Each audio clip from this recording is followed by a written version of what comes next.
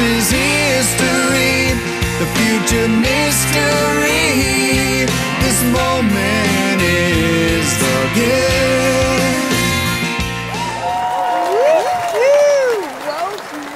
Welcome, Miracle Makers. It's Dr. Sarah Larsen, and you are listening to one of the last episodes in Season 3. We brought in our special guest, Mara Sheikh. Thank you. Hi. Hello. Hello. A pleasure to be here, as it was last week.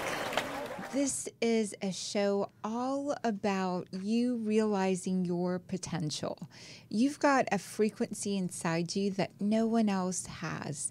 This miracle frequency is so extraordinary. And we want you to know exactly what to do to turn on this miracle frequency.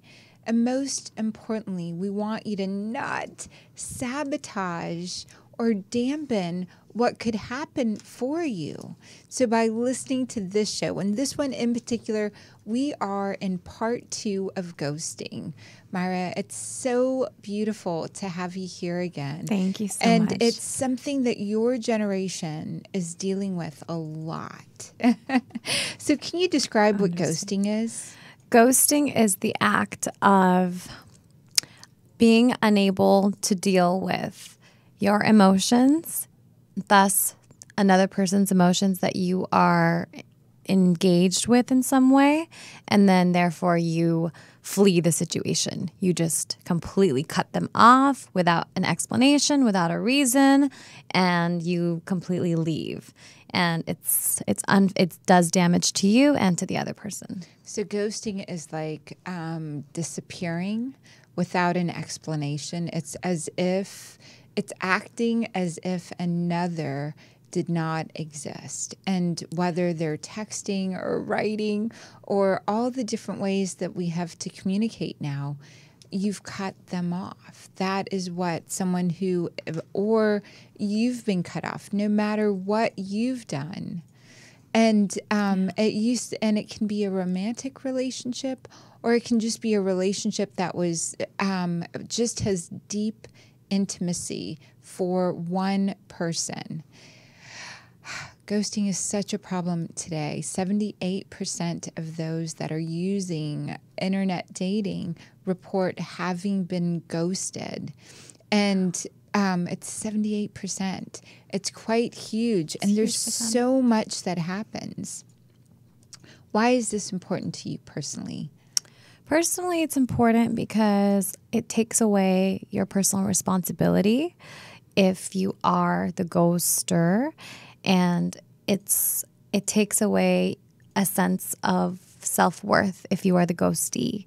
And seeing how much it damages people and seeing how big of a problem it is in this generation and in the online dating world and all the different ways there are to communicate, it really does.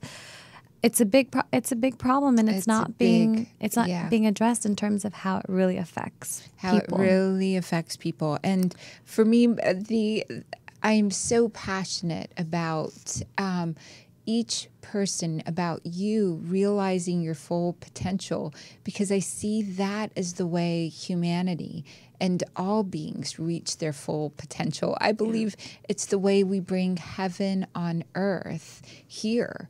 If you knew what happened to you on the other side, as once your soul releases this body, if you knew what happened to you, you would want to take care of the best care of everyone that comes along. Mm-hmm. And one of the things about ghosting, when we don't have deep relationships, those difficult conversations, you've got to have the difficult ones. Life is not like a sitcom wrapped up nice and easy and everything makes sense. Mm-hmm. You've got to be willing to make sense of it. So humanity, yourself, all that you are, the energy, the miracle frequency that you are gets to organize itself to be able to contribute, be, enjoy, feel do have more of what you actually are. It's layers of things that you've applied and put on yourself. When you go deep and ghosting, oh my gosh, if you've been the ghoster or the ghostee, it's really, really, and I can say I've never purposefully been a ghoster, because since age 19, if I could stay in touch with everyone I ever met and give to them continuously, I would. And that's why I love social media and Facebook and I have been ghosted a lot. And I think part of that is part of someone leaving your life without an explanation. There's so much we're going to talk about that. How about yourself?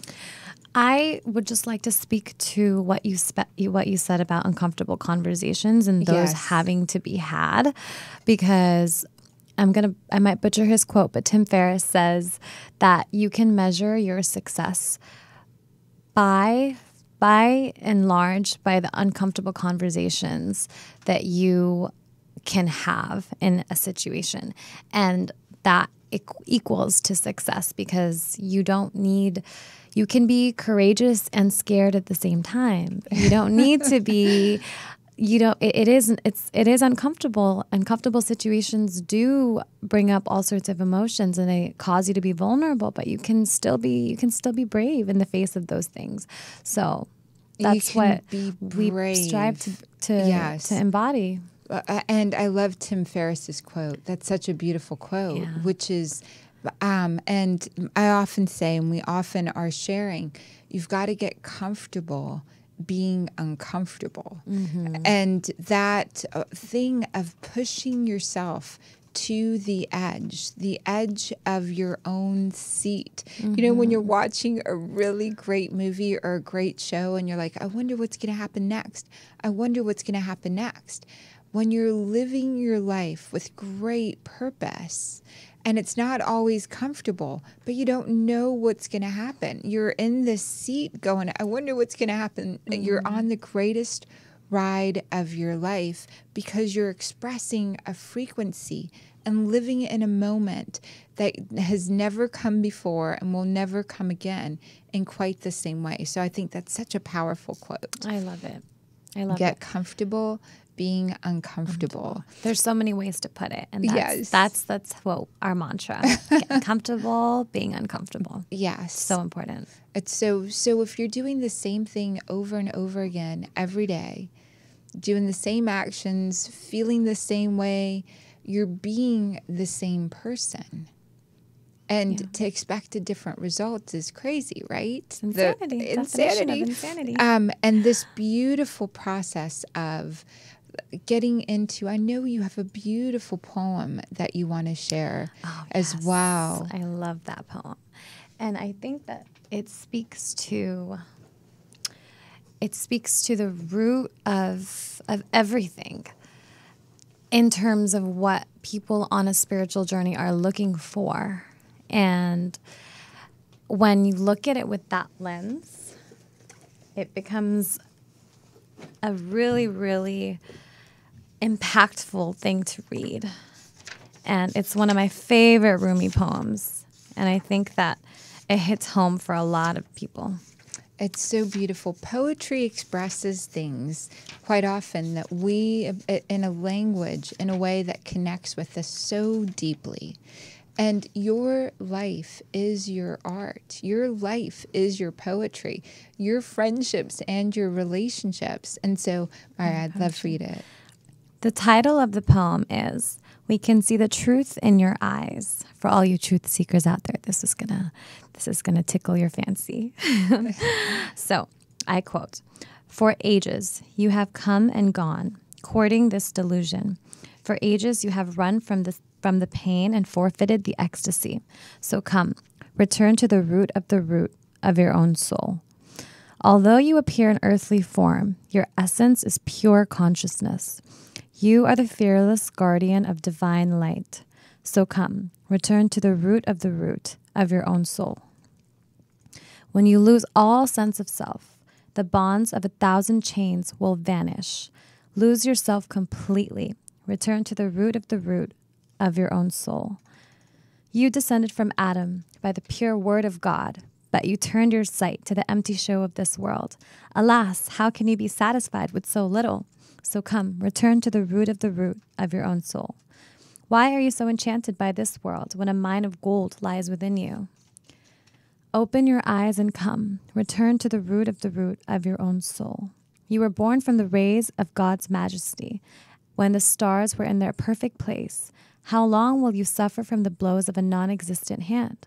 So come, return to the root of your own soul. You are a ruby encased in granite. How long will you deceive us with this outer show?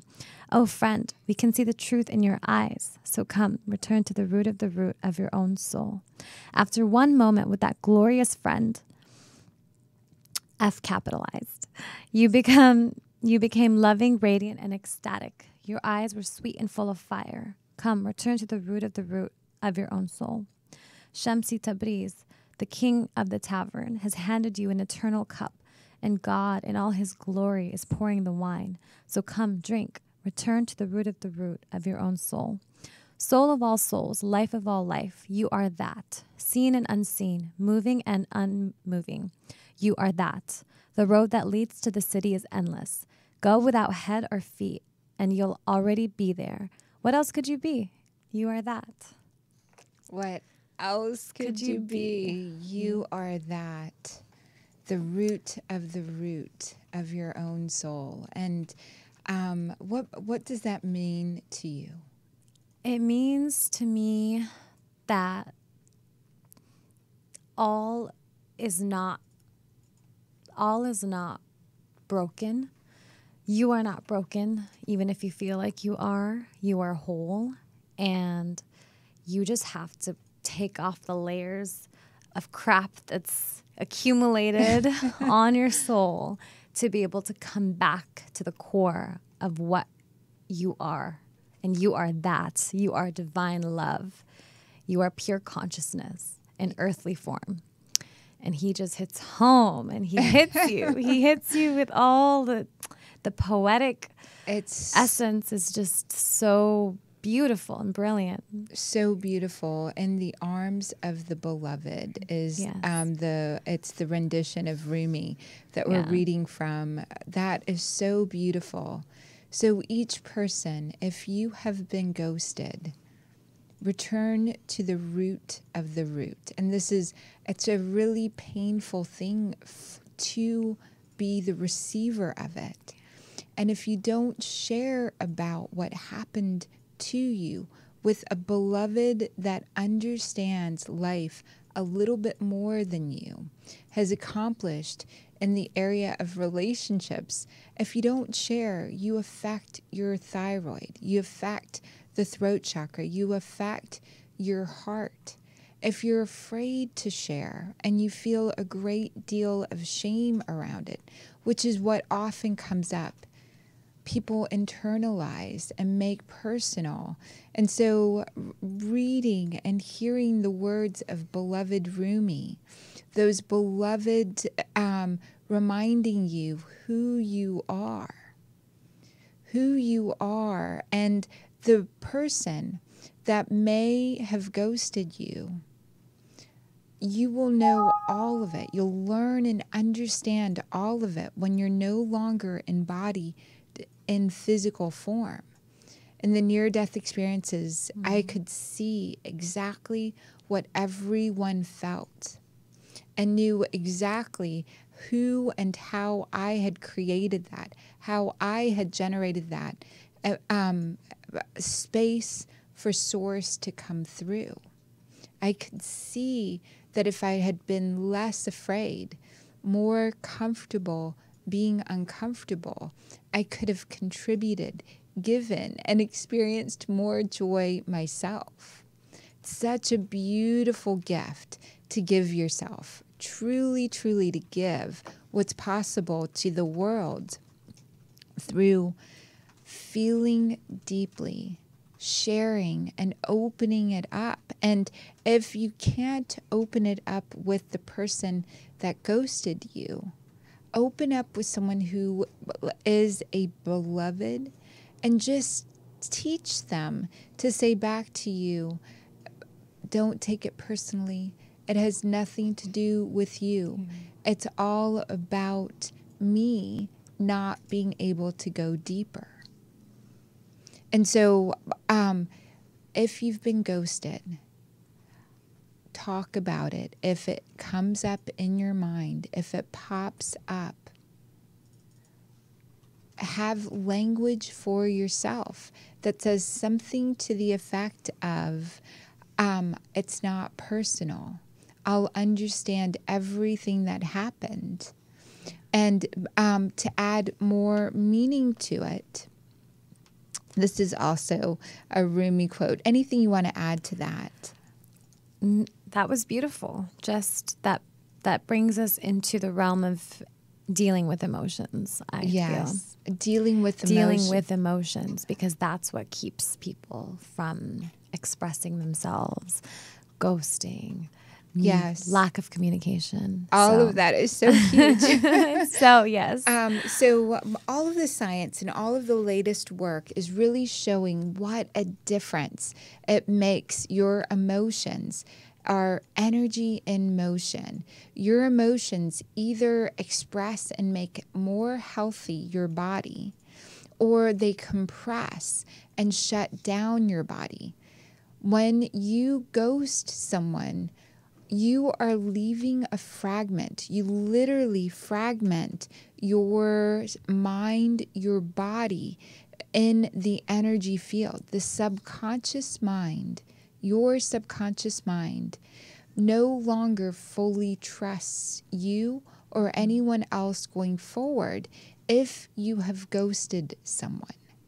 So if you've been ghosted, if someone has left you, you've got to understand they left a part of themselves in order to do that behavior.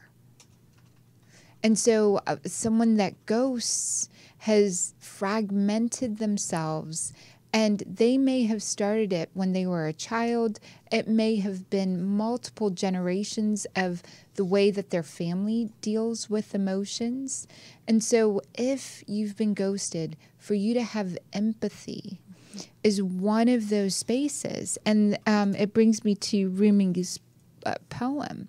This is one of my favorites, called The Guest House.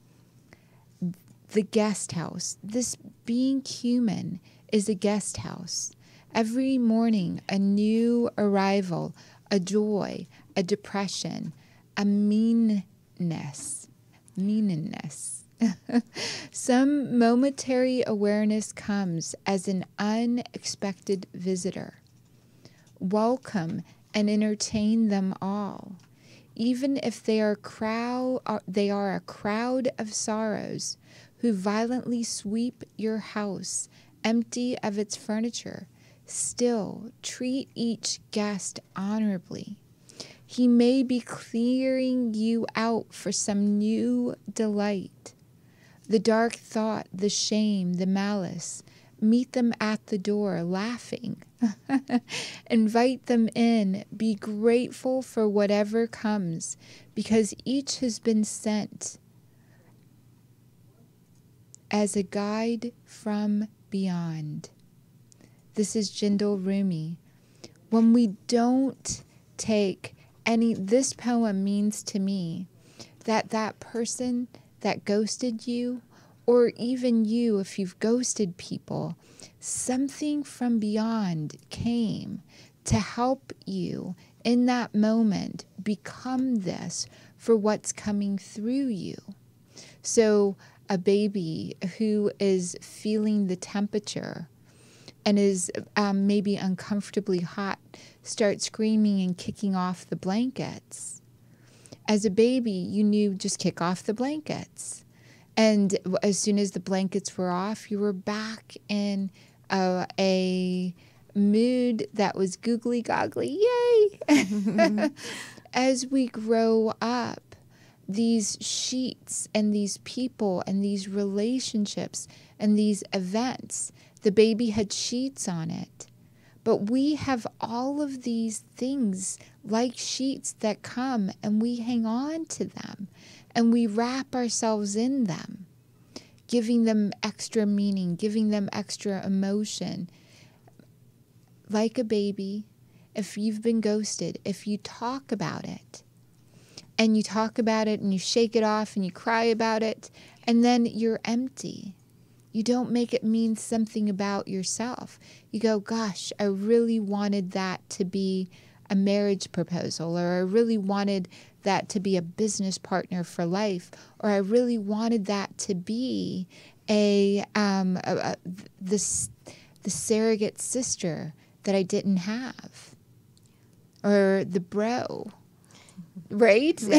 Right. What comes up for you around that? Just understanding where ghosting comes from and how many ways it could have come about, like as a defense mechanism for kids at such a young age, probably, who repress their emotions rather than accepting their emotions, Yes. allowing them to be, and then releasing them, right? The more that they became repressed, the less ability to create that language around what they were feeling. Yes. And so imagine how much lack of empathy and lack of understanding that shows if you are a ghoster about your own emotions, where you cannot express to another person that this is what's taking place for you.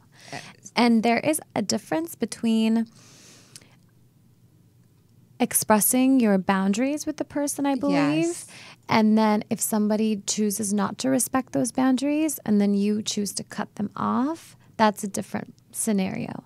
Because you did truly communicate. is. Right. You taught others how to treat you. Exactly. Once you've said, this is what I want, this is what I don't want to talk about these things. And if a friend isn't able to honor that, or a business partner or a relationship, Yeah. when you've clearly expressed a boundary, and everything is energy. It's so beautiful. I'd love for us to get some callers on the line and see what's coming up for our callers as we're talking.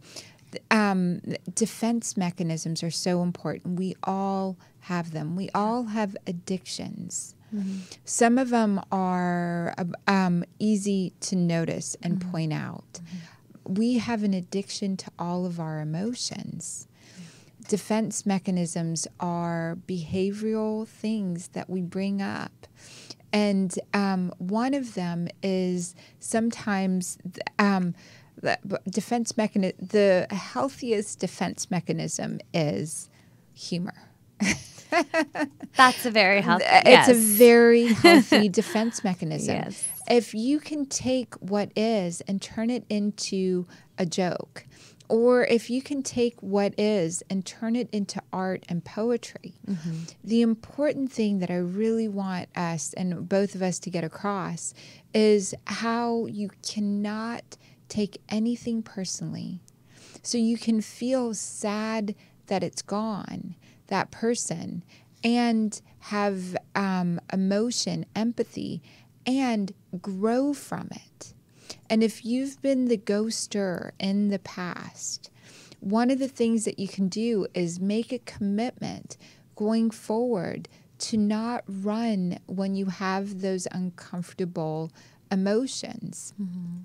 And this is from someone who used to run. I would be fabulous and lovely and great, but I wouldn't let you see into me. And as soon as I had an emotion of anger or rage or something come up, I would leave the city, leave the town, find a new place. I would make up tenfold in any way that I could for any damage that I did, tenfold if the rage or anger came up. And then I would go on the rest of my life to figure out ways to serve you, and in a way that kind of kept me from really sitting with anger and rage. Mm-hmm. It was like this divided self. When I got married and stayed with my husband, mm-hmm. and could face, wow, I've got a side that's got rage and anger in there. Wow, I've got this side, jealousy. I ghosted so many relationships when that ugly jealousy part. Yes. And I stayed friends with them. I made up a great reason. Oh, I've got to go to a clinic over there, or I was really needed over here. Let's just be friends. My parents don't approve. Let's just be friends. Defense mechanisms. It's so... Jealousy is a big one. Jealousy is huge. Yeah. And jealousy stems from feeling like you're not enough. Jealousy stems from thinking if someone has a little bit more, then you must have a little bit less. Yeah. Jealousy is a learned behavior as well. It's really, really interesting. But a lot of people, when they don't like an aspect of themselves or intimacy, that's when they ghost. And they fragment a part of themselves. So if you've been ghosted, have a great deal of empathy for them. Give it over to Source, to God. Expect to have mixed feelings about it. Expect to be angry one moment, hopeful the next moment. Expect to be confused. And most importantly, find a way to give to yourself love and not shame, and not make it personal, and not make it mean something about you. And anytime you're feeling that emotion for longer than 2 minutes, get up, move, turn on music, let yourself feel it for 2 minutes, but then create something. Write poetry. I think Rumi probably had some of the most extraordinary experiences, the poetry that came out of him. And it came from a deep longing and yearning and pain. And root of the root. That's what brought him. That's what cracked his heart open to be able to create that poetry. So sometimes that's the best time, when your heart is cracked open by a ghoster. And then you can actually take that as an opportunity to go deeper within yourself. That is such a great point. When your heart is cracked open, you can really get to the root of what you actually wanted. Yeah. The ghoster has given you what you actually access to what you actually wanted. Because there's a reason that the ghoster was in your life in the first place. Yes. Right? Yes. Oh, That so didn't beautiful. happen by coincidence. It by doesn't. chance. It doesn't. Tony, let's go ahead and take the first caller. Yay. Welcome, welcome, caller. It's Dr. Sarah Larsen. It's a 310 number. Hello. Oh, hi. Hi. Who are we speaking with? It's Abhishek. How are you? Good. It's Avishag? Yeah. Oh, yay, Avishag. Hi, Avishag. So I think it's interesting. I haven't had too many personal issues with ghosting, but I've had a lot of issues with people not being able to address things and communicate about things, and I think it's the same issue, but just handled differently. And I was thinking a lot about while you were talking about how that sometimes that's the reason that I haven't been able to have relationships with people, is because I want to be able to deal with things and address them, and it takes time to figure out how to do that. And if I'm not able to communicate with someone or work it out, I have to do it on my own, which ends up making it harder. And at some point, I just decided I had to do it on my own anyway, because that's the best option. So, and I find that even people with great intentions, sometimes it's like they have a perspective that isn't actually what's going on. It's based on how they're seeing things, and it's not working with what I think I'm doing, and that's causing a communication problem. And so there's this breaking off of completing an interaction.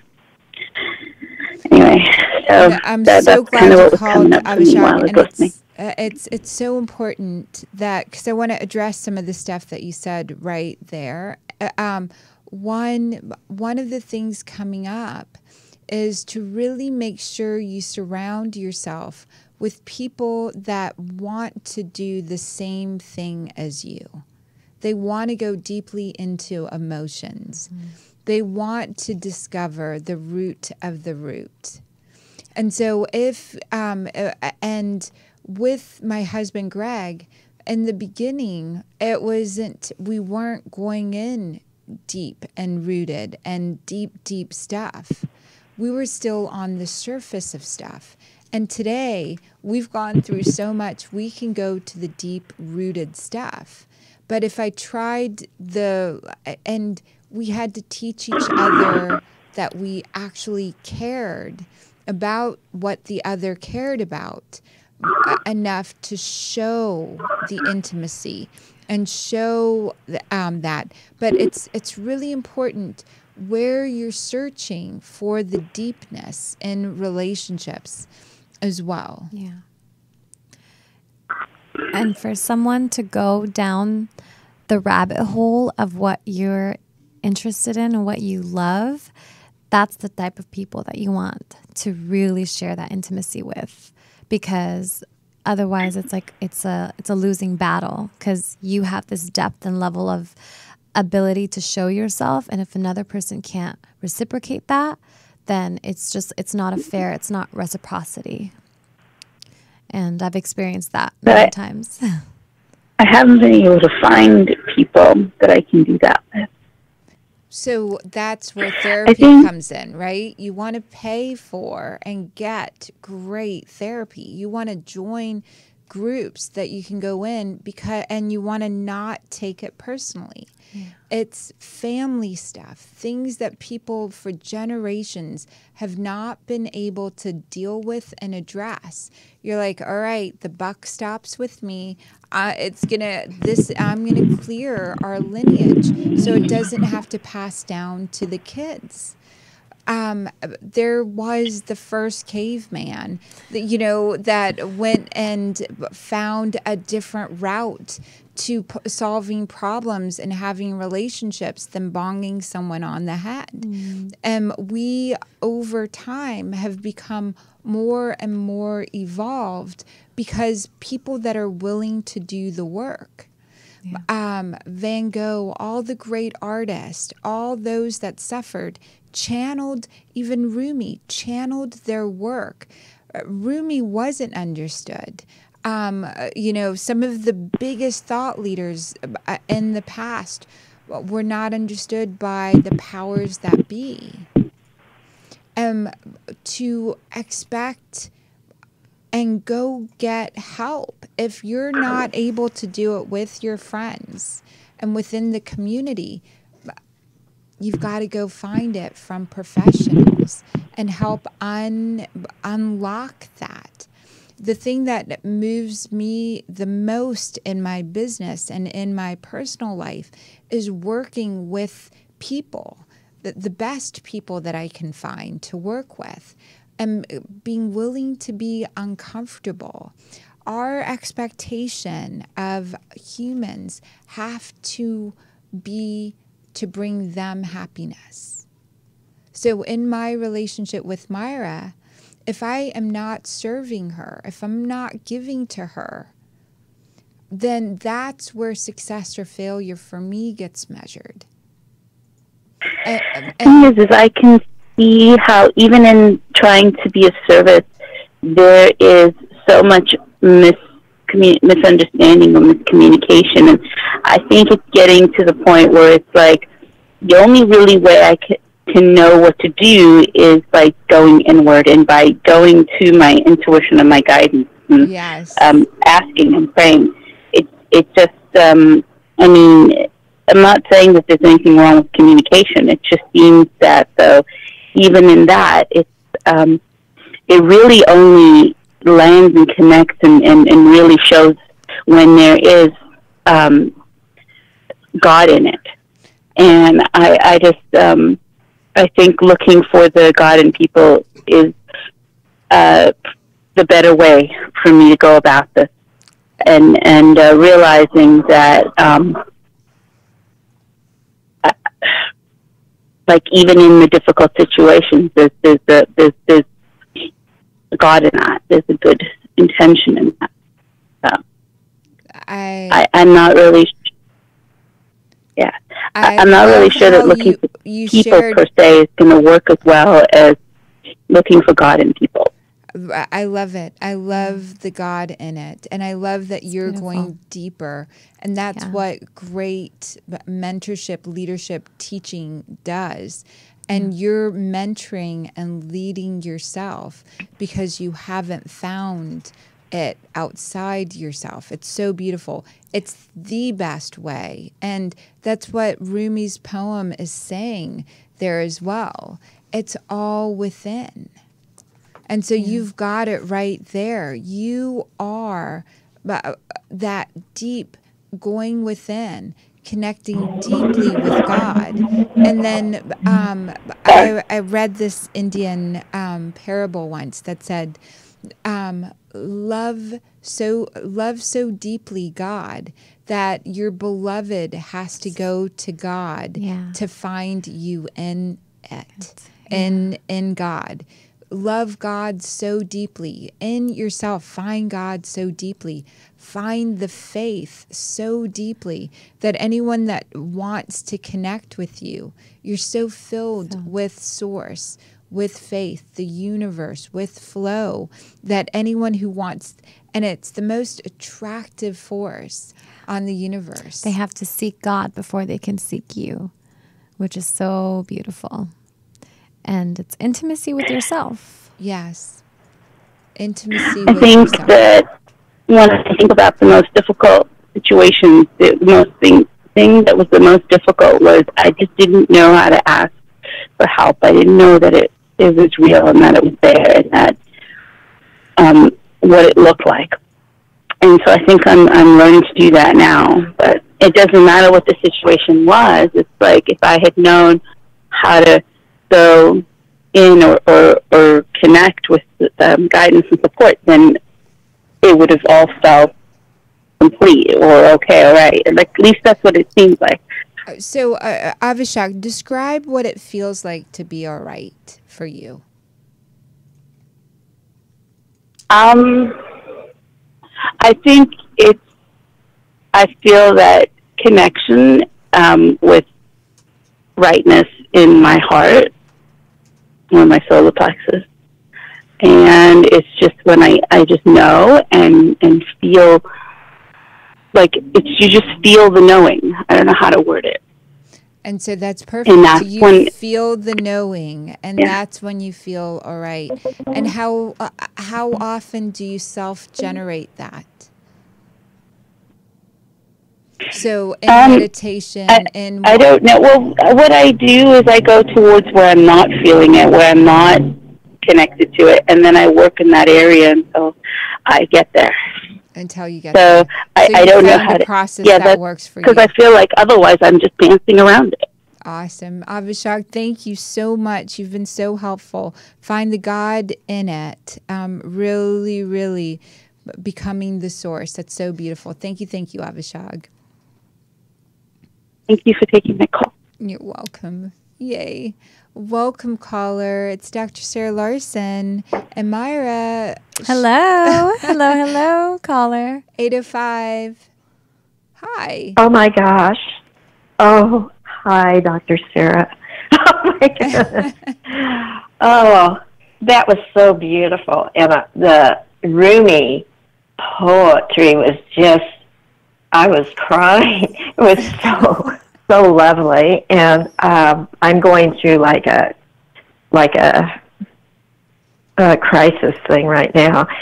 And I understand that I ghosted myself, and I ghosted probably most of the people I have known because I was so terrified of opening up and saying anything.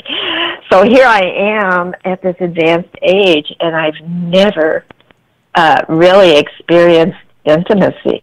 I've never experienced that. I don't believe.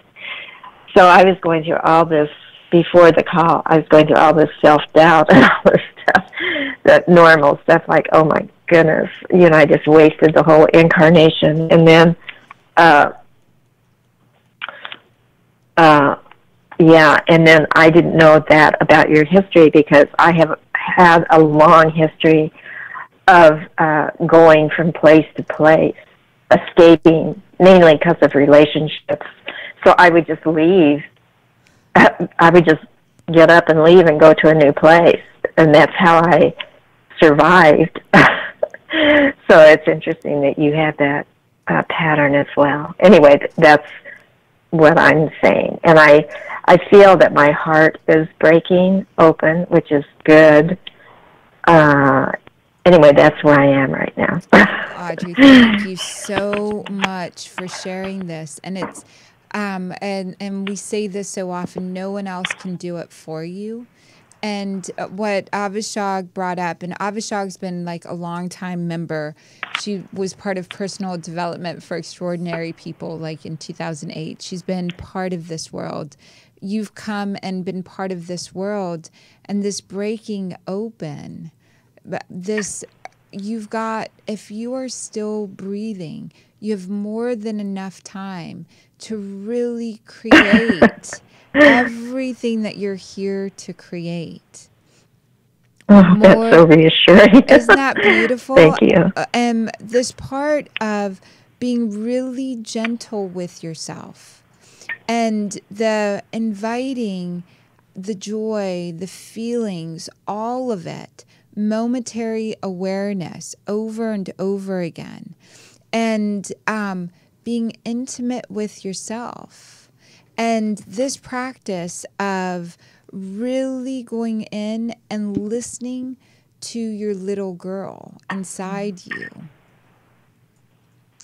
What does she really, really want? Yeah. And I have no clue, but right. I would like to do that. Right. So taking your time, taking your moments, and being and resting, and also understanding it's not your fault that no one else taught you. That defense mechanism of picking up and leaving, the defense mechanism of always being perfect or kind. So you didn't ever say anything that wasn't, good girls, that stereotype, that kindness. Yeah. And so those aspects of yourself, and these 40 days when Venus is in retrograde, this is what we're supposed to be doing. Yeah. As you know, in the Academy, and we've been talking about in the homework that you do in Miracle Makers Academy. Mm-hmm. Within Miracle Makers, in that academy, the work that we're doing, this is to bring you home. Wow. And what would it feel like? What does it feel like when you're really, so that Avishag demonstrated so perfectly, willingness to be uncomfortable. So I said, what does it feel like to be okay? And her response was, well, I find the part within me at the moment that's not okay. And I begin breathing into that part until I feel okay there as well. Wow. And so whatever part is coming up for attention, being willing to talk about it, write about it, and really, truly share with yourself about it. So one of the things that I have people do is in situations, I have them write out what they thought would have happened. So in a romantic relationship, that this is, where ghosting has already happened, I have them write out what they expected to happen. So, and then to mourn that and be complete with it. What would, and this is, you with all of your components, all of your parts, what are you mourning? To get familiar with that. And then you just bleeped. Oh. Yeah, and then you breathe into, what am I mourning? Mm. And then being really okay with each of those sorrows. Each of that sadness is okay. You're going to meet the next emotion with feelings of expansion and intimacy and say, I felt this. I feel you. Yeah. Mm. Anything that you want to add, Myra? Just, Audrey, when you spoke about lack of intimacy in ghosting yourself, and ultimately we want to come back to the root of the root. And what's helped me tremendously, like therapy to myself completely for free, was 30 minutes every day of just stream of consciousness journaling, where I start on a subject that I just, wherever my mind takes me, and it's usually something negative. And then I take it and I go as deep into that as possible. And it usually always comes down to a problem of self-worth or lack of love or something. But where did it come from? And usually it might not always lead me there, but sometimes it does. It really does. And then to go and get to the root of it, it brings some kind of solace to you. And it's completely free, and it's not ghosting. It's not ghosting yourself. It's giving language to whatever you're feeling. That's so beautiful. And do you get to actually see? Do you actually get to go back to where the root was and see yourself at that age and all of that? Sometimes I feel like I overlooked a pain that really, really messed me up. And I go back and I think, wow, that really hurt. And I experienced that pain maybe years later because I got so deep into my therapeutic writing that was only for me, not for anybody else to read or even for me to read over later. But it just took me there. It took me to that place, almost like looking into a mirror, deep into my own eyes, except through writing. Because the process of writing itself, the intimacy between your hands and your brain is another way of quite getting profound. Yeah, and Myra's looking at me because there's so much science that we talk about what happens between the left brain and the right brain, and creation energy. Exactly. When you're literally sitting down and creating, you're pulling things out from the energy of your body onto paper. Yes. You're releasing dis-ease and you're opening up parts of yourself. And then we highlight so much just the languaging behind your emotions and putting words to it, which Audrey, really we're gives you so glad beauty. that you're here. We're so glad you're part of Miracle Thank Makers you so much for Academy. a beautiful question. Such a beautiful, beautiful time. Thank you. Awesome. We're Thank so you. glad that you're here. And callers, we are going to, Myra, will you come back? Next week will be deepness into emotions. As we're completing season 3, we really want you to have these tools and to have everything that you can possibly have to turn on the miracle frequency. Yes. These calls, this time is for you. Tony, our sound engineer, who has taken pictures. And so we will invite you to come and be part of Miracle Makers Academy, which is just so beautiful. The Miracle Makers Academy comes in. What has your experience been like? Just the work that we do addresses everything you just spoke about. It gets to the nitty-gritty of who you are. It takes off the crap that's accumulated on your heart and opens it. We try to crack open it. How is your life working now that you've been part of this? It's working now.